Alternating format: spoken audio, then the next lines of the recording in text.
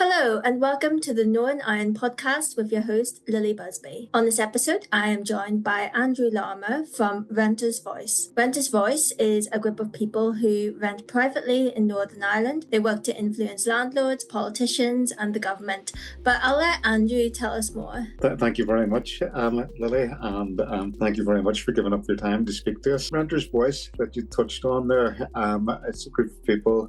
We rent properties from our homes from private landlord or via a letting agent here in Northern Ireland, and it's our experience of renting is motivating us to try and create change by campaigning for improvements and advocating to influence public and political discussions across the private rental sector. You recently did a no-fault eviction survey. Could you tell us more about that? Christine, who's one of the conveners at Renters Voice, she prepared a no-fault eviction survey, and that was held through various social media platforms between the start of August to the start of September. So it was the 2nd of August to the 9th of September inclusive. There was 146 respondents, and it was very powerful, some of the responses that we received. So, for example, one of the respondents had said, "This is my second no-fault eviction in 2 years, and it's my first one due to asking for repairs to my home." And it's almost, how would you describe it? It's almost like living in fear. If you need something repaired in your house, it's in the landlord's interests, I would have said, to have their house in as top condition as possible for their asset. If you're afraid to ask for, say, windows or a shower to be fixed, even a boiler in one person's case, and you don't do that, there's implications for health and your mental health well-being as well from those repairs not being carried out. It was a staggering 52% of respondents, over 70 people out of the 146, didn't report the repair because they're afraid of that would trigger a no-fault eviction process. And your research finds that some of the tenants were actually blamed for causing the problems they reported. Exactly, and some of it I just think it's almost too pathetic for words. It doesn't make sense. Why would you break your own boiler? You wouldn't. You need to be kept warm, especially when there's children in the household. It almost does sound too pathetic for words, in that regard. In the survey as well, Christine's quoted here, 83% of respondents said that the no-fault eviction, impacted their mental health. 77% said it impacted their well-being. So, it's quite staggering, because this was to please respond in the ways in which your most recent experience of no-fault eviction impacts you. And there's quite a detailed list that's given of the impact of no-fault eviction. So the no-fault eviction, for your listeners, Lily, would be once your tenancy, the term of your tenancy is expired, you can be told to get out 4 weeks' notice. It's almost as simple as that, and that's for whatever reason. It isn't because some of the respondents had been, served their eviction notice because of they'd caused the damage. A no-fault eviction would be for whatever reason, the landlord wants you out. And what impact do these actions have on the people who are affected by this? This is according to the survey. It says here 86% of respondents says it negatively impacts their mental health, general well-being. I would say you'd almost have to scramble to get another property quickly as possible, because you've been given only 4 weeks to get out. So you've got to source another property in a market that's quite frankly out of control. In terms of cost, got to get your month's rent, your month's deposit, and then you've got to jump through the myriad of hoops that the letting agents and landlords are now putting in your way. So that would be a reference from your current landlord, for instance. It could be credit checks, bank statements, proof of ID, proof of employment, and a requirement in a lot of cases for a guarantor that needs to be a homeowner within the United Kingdom. And a lot of people might think people who are renting houses might be quite well off because they go into the private sector, but a lot of people are actually driven to the private sector, you found. Yes, well, the startling statistic the last time I'd read, and I think that was during the summer, I think it was just over 47,000 households on the waiting list, of which my own household is one of these households for a social house in Northern Ireland. So that's at least 47,000 people, if not six figures in terms of number of people impacted or waiting for a home in Northern Ireland in the social housing sector. In Christine's Renters Voice survey after the eviction, it said 4% of respondents were able to secure social social housing. So I would have said the fellow members of Renters' Voice that I've spoken to, I certainly wouldn't describe any of them as well off whatsoever. Some of them live in quite precarious accommodation. And what does this sort of tell us about this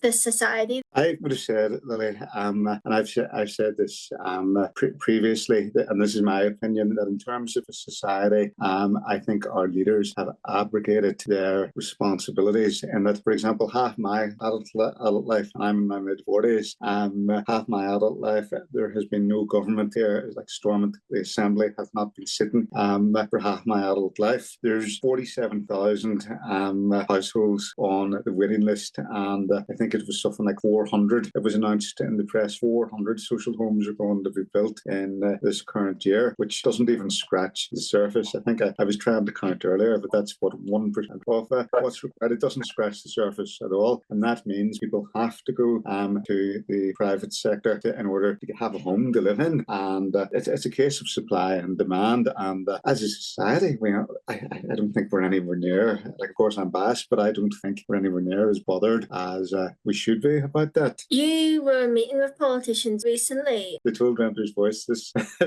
notice about the no-fault eviction isn't going to disappear. But what we've asked is that we think the period should be longer than 4 weeks. I would love to see it banned. 71% of the 146 respondents would love to see no-fault evictions banned at 24%. And I think this is much more realistic. I'm speaking to the politicians. 24% had said, in terms of what should be done, no ban, but the notice quit should be longer. And that would be to give people time to save up the month's rent, the month's deposit, your removal men expenses. And there's various other ancillaries. You need time to fund set aside for that. Has there been any politicians or even landlords who have possibly been, sympathetic to all this and who want to help? In terms of landlords, I don't think we've encountered any that have been sympathetic. No. I have been reading reports about what they think a way forward should be, and there's certainly positive things in terms of regulating, or letting agents are starting to.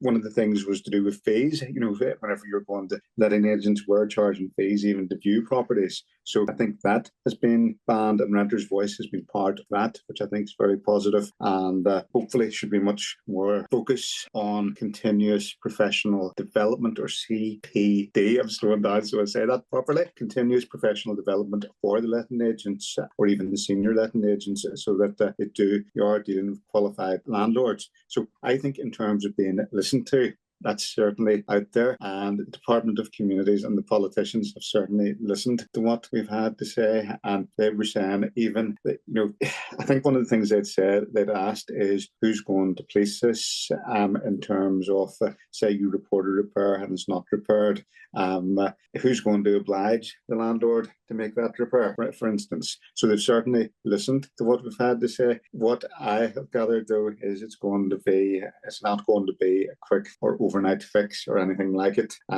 Figures that I would love to see would be, say, 2,500, 3,000 social homes built for a decade might start to alleviate some of this problem, but that's a long-term plan that only the spending power of a government is going to be able to resolve. And housing was also mentioned in the programme of government as well. That will remain to be seen. It was mentioned, and that's certainly great that it has been mentioned. But I think the proof's in the pudding. I mean, I'm a father. Martha's sitting behind me. We've been married just over 19 years now. I have 2 children. Mick's 16 and Neve's 14. And even with that, we were impacted by. We were across the road, Lily. We were tenants for 7 years in our house. And on Martha's birthday, they let an agent telephoned with saying the no-fault eviction notice is coming. Absolutely unbelievable. Hadn't missed rent, any rent at all. Tens of thousands of pounds paid out in rent. There's your 4 weeks to get out. And time is usually really important in these cases. And you mentioned in your recommendation paper that you said that without suggested timescales for completion or projected numbers over a specific time period, Renters' Voice find it hard to imagine what these actions look like in reality. So is it a timescale you need, or do you think there's an alternative path you think government should go down? many more social homes are needed. That in turn would alleviate pressure on the private rental sector, and would also mean that there would be a lot of more scope to have waivers. In terms of what should be done, there needs to be a massive social house building programme to alleviate this situation. I almost think it's as simple as supply and demand. And is there anything local politicians can do? Yes, I would have said in terms of legislation, we could learn from other jurisdictions, and there has been reports. I was reading it this afternoon, Lily, before I came on here. There was a report done, I think Department of Communities were part of it, and it compared practices in the other jurisdictions in these islands, i.e. Republic of Ireland, Scotland, England and Wales. Here seems to have a very light touch compared to some of the other jurisdictions, and in the paper that I have here, Renters' Voice believes government should learn from other jurisdictions to meet intended goals, and that would provide private renters with much needed security in their homes. For example, what I have written down here, in Scotland, the lack of a sufficiently robust verification process, so a no-fault eviction, say the landlord, particularly selling the property, they say that they're selling the property, but actually it sits empty for a couple of months, and then funny enough, it goes back onto the market at a higher rent. Renters' Voice knows that landlords will always have the right to sell their property. Of course, that would mean that renters would be evicted for this reason, even if no-fault evictions were banned. But banning no-fault evictions and having a robust verification process, i.e. that is a genuine reason, i.e. they're genuinely selling their household or their house, or they need it for themselves to live in, of course. And that would provide much more certainty for renters over their housing, and it would protect tenants over unfair and unnecessary no-fault evictions. What I've written down from Renters' Voice, Lily, is in cases where landlords are selling the properties, Renters' Voice believes that the minimum notice period should be 6 months. And local politicians can certainly implement a scheme that mandates that. They certainly could. I'd say that's more than within the power of the Assembly. The number one ask from Renters' Voice: more social and more affordable homes. And it's the lack of supply has contributed to more vulnerable households. And, it's more and more households turn to the private sector to live on a long-term basis. And this sector does not provide security of tenure as it stands. And in the recommendations, you wanted the government to define what it means by an affordable and sustainable house. How would you define an affordable and sustainable house? I used to say, as a rule of thumb, and I think I must have picked this up years ago, that it was 30% of your income is what you should spend on your housing. Now, I was reading, and this was from the Telegraph, the Daily Telegraph of London, and they had said that it's gone down 41% last year of disposable income to 39%, and this is for London. So it is. So they're saying that that's affordable in London, about 39% of your income. So looking at that in Great Britain, it seems to be saying 30 to 40% is what would be affordable. What would the takeaway of this episode be? I would say that Renters' Voice are speaking out. We're asking to be involved in relevant decision making, and we want to empower other renters to create change in Northern Ireland.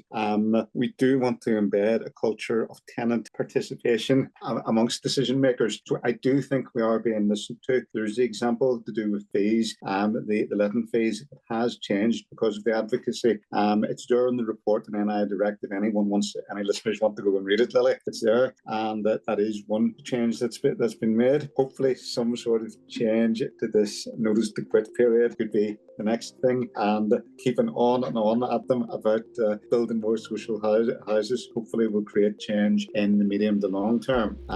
But what I would take away is that we're certainly, as private tenants, we're certainly not quiet, and we're not afraid to raise our voice as renters. Well, thank you so much for joining me. Till next time, stay tuned and we'll talk later.